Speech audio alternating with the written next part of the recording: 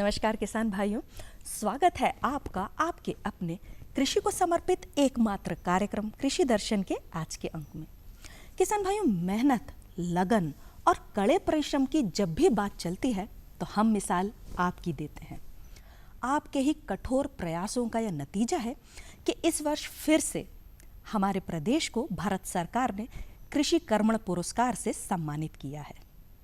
आपकी इस परिश्रम और लगन को हम सभी सलाम करते हैं। साथ ही साथ हमारा यह कार्यक्रम आपसे वादा करता है कि आपके इस परिश्रम में हम आपके साथ ही खड़े हैं अपने प्रोग्राम के माध्यम से। किसान भाइयों, इसी कड़ी पर एक और आगे कदम बढ़ाते हैं और देखते हैं कि आज के अंक में क्या है खास आपके लिए। अंक की शुरुआत करेंगे मंडी भाव के साथ में खबरें खेती की से।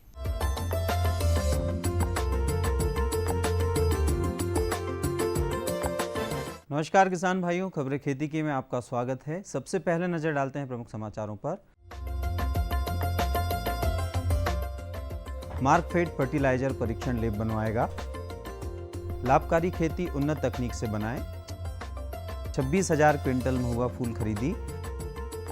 हरी खाद के लाभ। परवल की उन्नत खेती। मध्य प्रदेश राज्य सहकारी विपणन संघ मार्कफेड एसएसपी और अन्य उर्वरकों की गुणवत्ता जांचने के लिए प्रयोगशाला बनाएगा। सहकारिता राज्य मंत्री विश्वास सारंग ने प्रबंध संचालक मार्कफेड को प्रयोगशाला स्थापित करने का प्रस्ताव विभाग को दिया है। श्री सारंग फेडरेशन मुख्यालय में कार्यक्रमों की समीक्षा कर रहे थे। चेयरमैन मार्कफेड रमाकांत भार्गव, प्रमुख सचिव सहकारिता अजीत केसरी, आयुक्त सहकारिता एवं पंजीयक सहकारी संस्थाएं कविंद्र कियावत और एमडी मार्कफेड ज्ञानेश्वर पाटिल इस मौके पर मौजूद थे। वित्त मंत्री जयंत मलैया ने कहा कि इस वर्ष किसानों की मेहनत से मध्य प्रदेश गेहूं उत्पादन के क्षेत्र में देश भर में अग्रणी राज्य बन गया है। मध्य प्रदेश को 5वीं बार लगातार कृषि कर्मण पुरस्कार मिलेगा।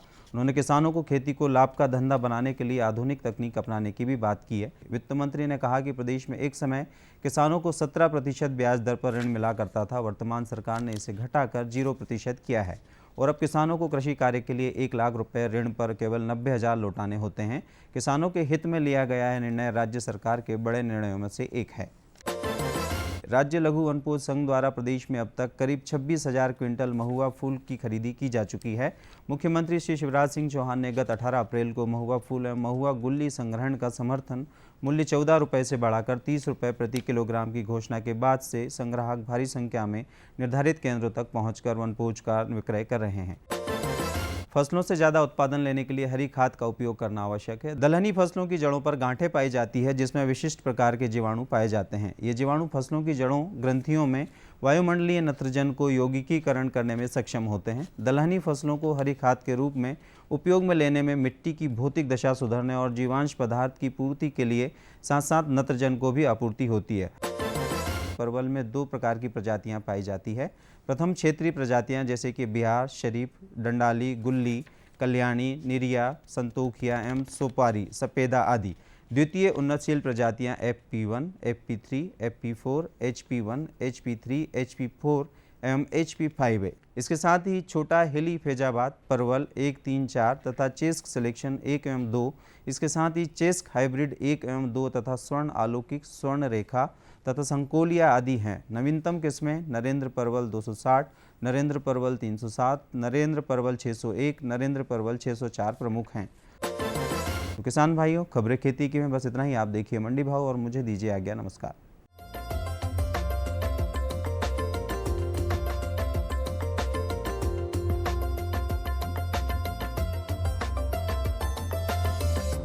धान के प्रति क्विंटल भाव इस प्रकार हैं। जबलपुर में न्यूनतम भाव 1,500 रहा, वहीं अधिकतम भाव 1,510 रुपए रहा।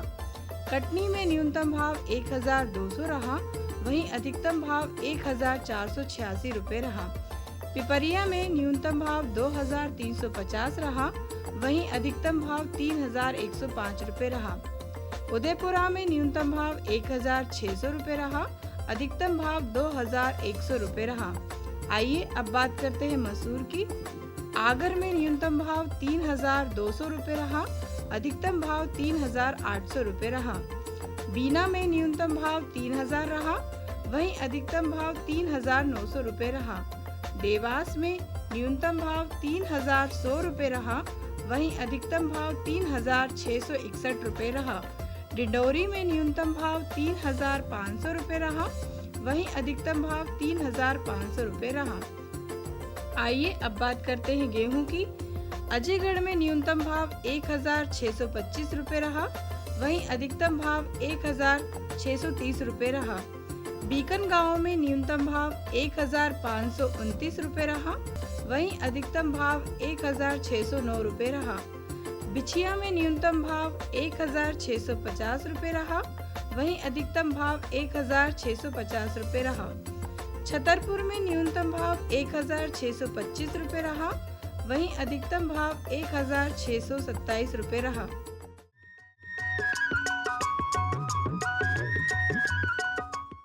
कृषि महोत्सव खेती को लाभकारी बनाने के लिए व्यापक अभियान प्रदेश के समस्त जिलों में 15 अप्रैल 2017 से जारी है। ग्राम उदय से भारत उदय अभियान। इस अभियान का मुख्य अंग है कृषि महोत्सव। किसानों से जुड़े सभी विभागों की है भागीदारी, सबको मिलेगी योजनाओं की जानकारी। पंचायत स्तर पर किसानों की आय दोगुनी करने की कार्य योजना, प्रधानमंत्री फसल बीमा योजना के लाभ, मिट्टी की जांच के निशुल्क मृदा स्वास्थ्य पत्रक, जैविक खेती के तरीकों की प्राप्त होगी जानकारी। सीखेंगे कैसे नियंत्रित हो कीट और पौधों की बीमारी, दूध उत्पादन में वृद्धि के उपाय, फल फूल और सब्जी का उत्पादन बढ़ाने के साथ गुणवत्ता बढ़ाने की तकनीक, बूंद बूंद से अधिक उत्पादन की योजना होगी साकार, टपक सिंचाई और फव्वारा सिंचाई की योजना का होगा प्रसार। हर जिले को मिलेंगे नए कस्टम हायरिंग केंद्र, कृषि यंत्रों और तकनीकी बदलावों को सीखने और प्रयोग में लाने के सुनहरे अवसर। नई और लाभकारी फसलों के साथ उन्नत किस्मों का ज्ञान, प्रशिक्षण, संगोष्ठियां, मेले और साथ ही अपनी समस्याओं के त्वरित निदान। किसानों को खुशहाली, गाँव का विकास।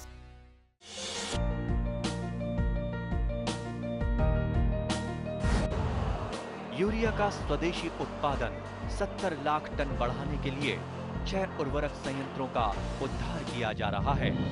FCIL के गोरखपुर, सिंदरी, तलचर और रामागुंडम संयंत्र, HFCL की बरौनी इकाई और BVFCL की नामरू फोर्थ।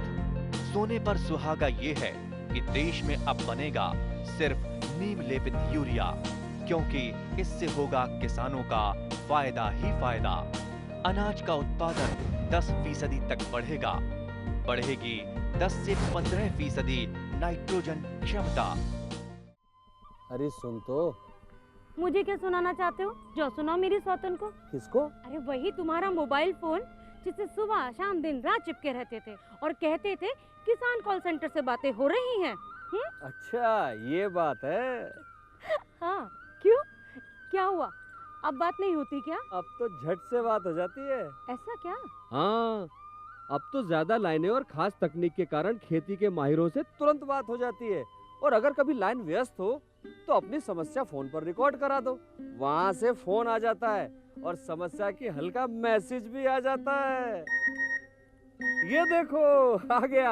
अरे वाह, इसका मतलब इंतजार की घड़ी अब खत्म। हाँ, तभी मैं सोचूं कि आजकल मुझ पर इतना प्यार क्यों आ रहा है। कृषि संबंधी समस्याओं का अपनी भाषा में तुरंत हल पाने के लिए पूरे भारत में किसी भी फोन से हेल्पलाइन नंबर पर संपर्क करें। किसानों का दोस्त किसान कॉल सेंटर। ये बदलाव क्या है भैया? ये बड़े काम की चीज है। इंसान की सोच में अगर बदलाव आ जाए तो सब कुछ मुमकिन है, सब कुछ संभव है। अब ये बदलाव फिर आ रहा है। हर सूरत की मुस्कान में वो आपको दिखाई देगा। तो चलिए एक नई शुरुआत करते हैं, कुछ बदलाव करते हैं। दूरदर्शन किसान, एक नया चैनल जहां बातें होंगी बदलाव की और आपके कल की बेहतर शुरुआत की। छेड़ो बातें बदलाव की।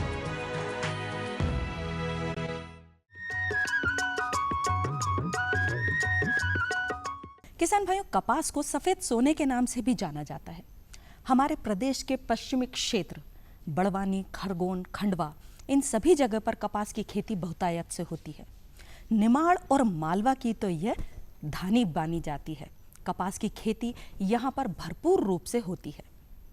किसान भाइयों, ग्रीष्म काल में जब सिंचित क्षेत्र होता है तब मई के महीने में कपास की बुवाई शुरू हो जाती है। ग्रीष्मकालीन फसल के चलते इसमें कुछ विशेष सामयिक कार्यों की मांग होती है। अगर हम उन सभी सामयिक कार्यों को ध्यान में रखें तो अच्छी फसल प्राप्त कर सकते हैं। कपास की खेती में किन किन व्यवस्थाओं को ध्यान में रखना चाहिए, यही आज हम जानेंगे हमारे विशेषज्ञ से। हमारे विशेषज्ञ हैं डॉक्टर सतीश परसाई, कृषि वैज्ञानिक, कृषि अनुसंधान केंद्र खंडवा से। बीटी कपास के साथ एक नॉन बीटी का पैकेट जो है वो दिया जाता है। सामान्य रूप से हमारे किसान इस पैकेट का उपयोग नहीं करते हैं। ये पैकेट बागड़ के रूप में 5 कतारें या 20% रकबा जो है खेत के चारों ओर, मुख्य जो फसल आपने बीटी की लगाई है उसके चारों ओर लगाना है। सामान्य तौर पर कपास की जो खेती करी जाती है वो चौफुली पद्धति से किसान भाई कपास लगाते हैं और कपास लगाने की दूरी जो है 90 से लेकर के 120 सेंटीमीटर और इंटू 90 से 120 सेंटीमीटर के आसपास रखते हैं चौफुली पद्धति से। ये कपास जो है वो लगाते समय जो है कपास में जो है विशेष रूप से जो लगाया जाता है, एक सावधानी ये रखना चाहिए कि एक ही बीज एक स्थान पर डाला जाए। चौफुली पद्धति से कपास लगाने से सबसे महत्वपूर्ण फ़ायदा किसान को ये होता है कि बाद में कोल्पे चलाने में उससे किसी प्रकार की कोई कठिनाई नहीं होती है और किसान जो है इसका वो कर सकता है। जहाँ तक कपास की फसल में रासायनिक उर्वरकों का प्रयोग का सिफारिश की अनुशंसा है, हम 150 किलोग्राम नत्रजन, 75 किलोग्राम स्फुर और 40 किलोग्राम पोटाश प्रति हेक्टेयर के मान से देने की अनुशंसा करते हैं। क्योंकि कपास एक लंबी अवधि की फसल है, इसलिए खाद उर्वरकों की मात्रा जो है वो लगातार एक साथ न दे करके किस्तों में दी जाती है। पहली मात्रा जो है बोनी के समय दी जाती है वो 15% नत्रजन और 50% स्फुर और पोटाश की मात्रा दी जाती है और ये खाद जो है गड्ढा करके और उसमें दी जाती है पहले, और उसके बाद मिट्टी उसमें डाल करके खाद देने के बाद उसके ऊपर बीज इस प्रकार से रखा जाता है कि खाद और बीज का संपर्क ना हो। इसके बाद जो है 25% नत्रजन जो है 1 माह के बाद दी जाती है। इसी प्रकार से 25% नत्रजन की मात्रा और शेष रहा जो 50% स्फुर और पोटाश की मात्रा 2 माह की अवधि होने के पश्चात दी जाती है और 3 माह की अवधि पर पुनः 25% नत्रजन दी जाती है। अंत में जो 10% नत्रजन बचती है उसकी मात्रा जो है 4 माह की अवधि के पश्चात दी जाती है। जहाँ तक बाद में जो कपास में खाद उर्वरक दिया जाता है वो कॉलम पद्धति से देना बेहतर होता है। कॉलम पद्धति में पौधे के पास जो है किसान सब्बल की सहायता से 9 इंच के आसपास का गड्ढा करें और उस गड्ढे में जो है उर्वरक की मात्रा प्रति पौधा जो है वो दे करके और इसका उपयोग करें, जिससे जो है पूरा जो खाद है वो हमारे पौधों को मिल पाएगा। जहाँ तक कपास के बोने के समय में किसान भाइयों को कुछ थोड़ा सा बीज जो है वो पॉलीथीन की थैलियों में भी अलग से लगा करके रखना चाहिए, ताकि यदि बोने के बाद कहीं जो है पौधे सही तरीके अंकुरित नहीं हुए हैं, खाली स्थान छूट रहा है, तो उन खाली स्थानों में जो है भरने का काम जो है 1 सप्ताह के भीतर ये कर लेना चाहिए। उसी प्रकार से कहीं अधिक सघन पौधे उग गए हैं, एक बिंदु पर 2 पौधे उग गए हैं, तो उनकी सघनता को भी दूर कर लेना चाहिए, उन्हें निकाल करके अलग कर देना चाहिए। तो ये विशेष रूप से सावधानी लेना चाहिए कपास के बोने के समय। जहाँ तक अभी गर्मी में जो कपास लगाएंगे तो 8 से 10 दिन के अंतराल पर सिंचाई की आवश्यकता होगी और ये सिंचाई की आवश्यकता तब तक होगी जब तक बारिश का पानी जो है आना शुरू ना हो जाए।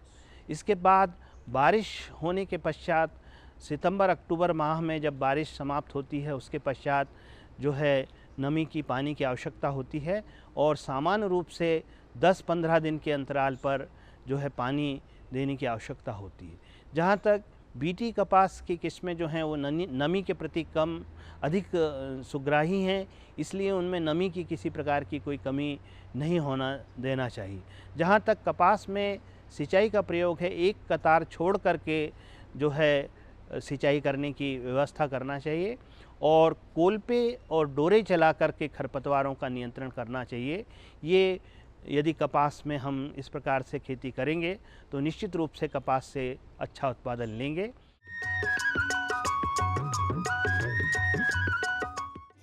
आत्मा योजना से मिले तकनीकी ज्ञान, उन्नत कृषकों को सम्मान। किसान भाइयों, मध्य प्रदेश आपके परिश्रम और लगन से अब है देश का सर्वश्रेष्ठ कृषि राज्य। इसीलिए लगातार कृषि कर्मण अवार्ड प्राप्त होने की आप सभी को बधाई। किसान कल्याण तथा कृषि विकास विभाग की विभिन्न योजनाओं के साथ आत्मा योजना से आपको मिलते हैं कई तरह के लाभ, उन्नत कृषि तकनीकों और विविधता पूर्ण खेती की जानकारी, समस्याओं के समाधान प्राप्त करने के अवसर, ग्राम स्तर से जिला स्तर तक कृषि योजना निर्माण में भागीदारी, किसान मित्रों के रूप में स्थानीय कृषि सलाहकार, फार्म स्कूल, कृषि उद्यमिता को प्रोत्साहन। किसान भाइयों के लिए खुशखबरी, उन्नतशील कृषक एवं कृषक समूहों को सम्मानित करने के लिए विकास खंड स्तर, जिला स्तर और प्रदेश स्तर पर दिए जाने वाले नकद पुरस्कार और उत्कृष्टता अलंकरण से जुड़े। अपने कार्यों का विवरण देने तथा पंजीयन करवाने के लिए नजदीकी कृषि कार्यालय से संपर्क करें। किसानों से होंगे सवाल, देंगे सटीक जवाब, तो जीतेंगे किसान कप। किसानों का खुला मंच, नजर रहेगी कृषि वैज्ञानिकों की। गोबर की खाद में हमारे सूक्ष्म पोषक तत्व भी होते हैं। किसान प्रश्न मंच, गुरुवार शाम 7:30 पर। डीडी किसान, बदलते भारत की शान। हम आ रहे हैं आपके गांव, सामान्य ज्ञान के पूछेंगे सवाल। भारत दूध उत्पादन में विश्व में किस नंबर पर आता है? और आपके ऑप्शंस हैं ए पहले, बी दूसरे, सी तीसरे या डी चौथे। सही जवाब दिया है। देखें घूमते फिरते रविवार सुबह 7:30 पर। डीडी किसान, बदलते भारत की शान। हर गांव को शिक्षा, हर हाथ को रोजगार, सुविधाएं बुनियादी हो या हो तकनीकों की भरमार, सांसदों की देखभाल से अब बनेगा स्मार्ट काम। डीडी किसान, बदलते भारत की शान।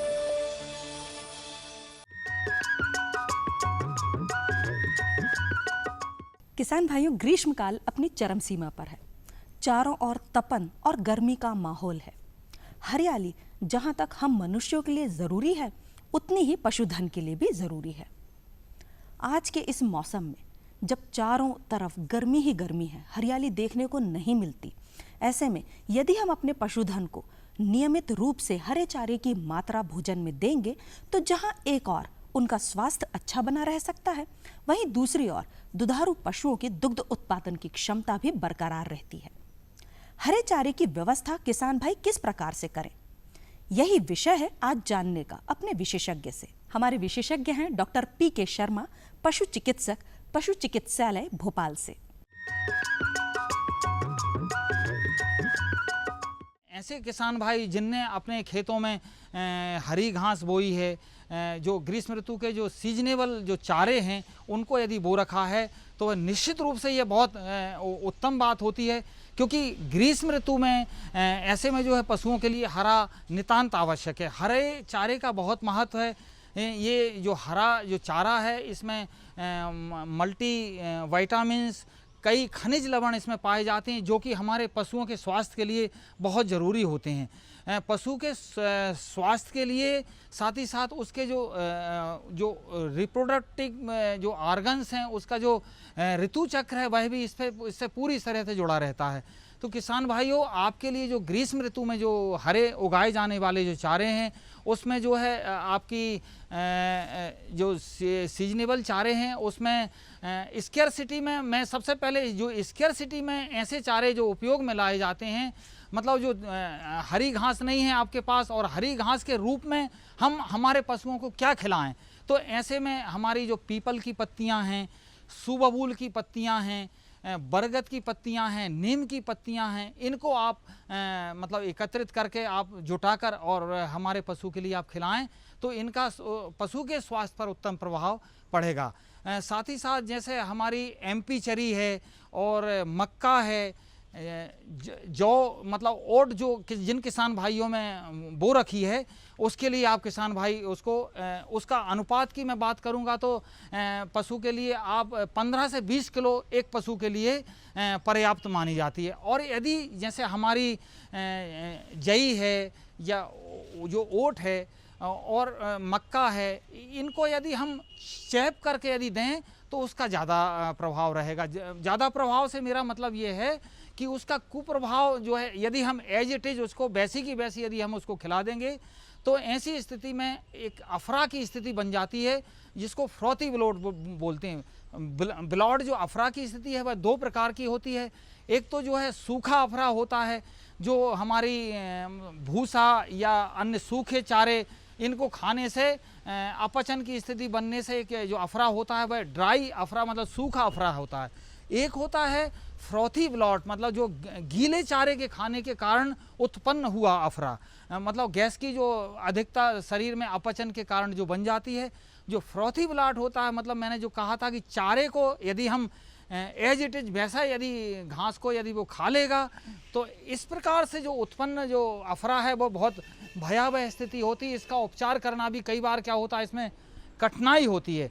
तो हम किसान भाइयों को यह सलाह देंगे कि वह अपनी जैसे जो जई है या आपकी जो मक्का है, MP चरी है, इसके लिए चैप करके मतलब आधा आपका ग्रीन और आधा भूसा मिला के उसको समान मात्रा में उसको मिलाकर यदि किसान भाई ऐसी स्थिति में उसको खिलाते हैं तो उससे जो है जो अफरा की स्थिति है वह निर्मित नहीं होगी और पशु जो है बड़े चाव से इसको खाता है।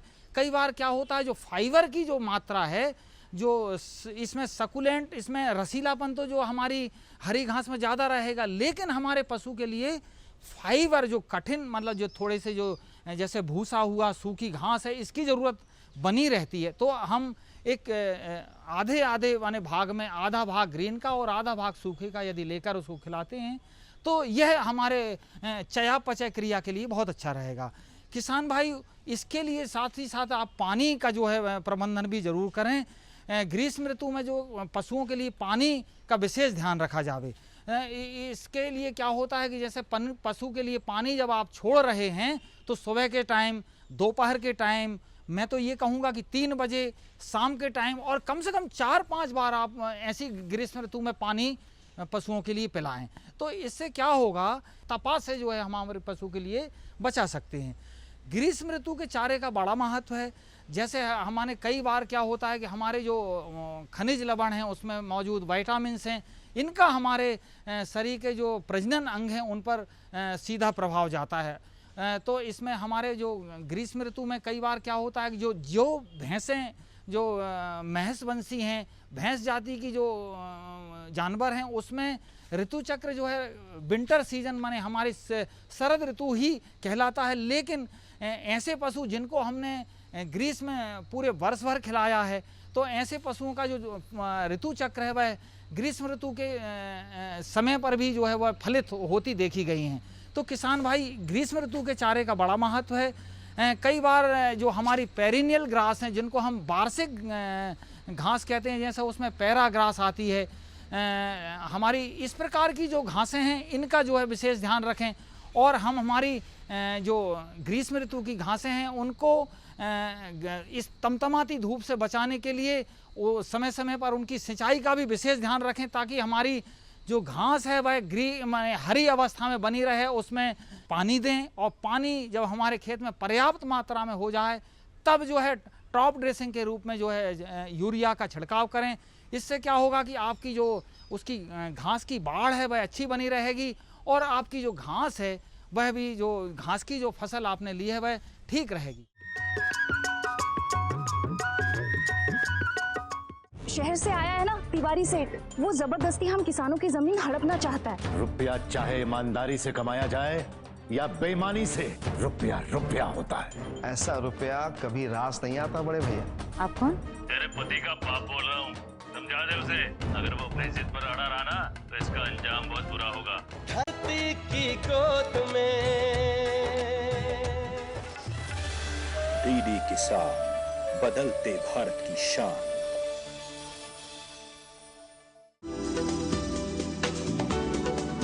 कौन जाने कब क्या होगा, मॉनसून का मिलेगा साथ या दिखाएगा बेरुखी, बादल गरजेंगे या बरसेंगे भी। ना हो परेशान, क्योंकि हम बताएंगे बदलते मौसम के पल पल का हाल। देखिए मौसम खबर सोमवार से शनिवार सुबह 8:30 पर। डीडी किसान, बदलते भारत की शान।